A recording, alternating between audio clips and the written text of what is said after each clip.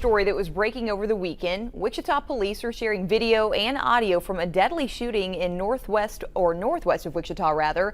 Officers from the Sedgwick County Sheriff's Office and the Maize and Park City Police Department fired their guns as well as less lethal beanbag rounds during a weekend encounter. Jacob Albrock joins us now with the newest details police are providing today.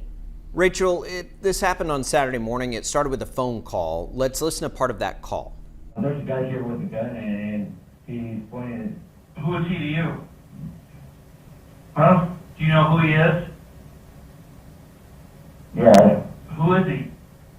I'm gonna shoot someone. Is it you? Yep. What happened to where you're wanting to try to shoot somebody? What's going on? You better hurry up before I do it. Police say that caller you heard speaking to a dispatcher was Jonathan Macias. As you could hear, he made a threat that he was going to shoot people near 45th Street North and Ridge Road.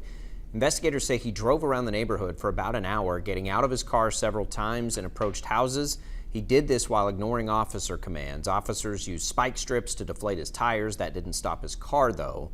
Wichita police also shared some short body camera clips. They say it shows Macias eventually getting out of his car. He was wearing a ballistic vest and ran toward officers. Wichita Police Chief Joe Sullivan says Macias reached behind his back. Law enforcement thought he was reaching for a weapon, and then they fired the shots. Macias was pronounced dead at the scene.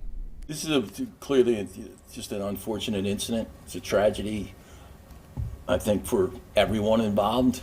It was an extremely chaotic situation. Officers later learned that the vest Macias was wearing didn't have any ballistic panels inside of it. There was also no weapon found on or near Macias. Wichita Police, who's leading the investigation, says it could take a few more weeks to wrap that up before it's then turned over to the district attorney's office.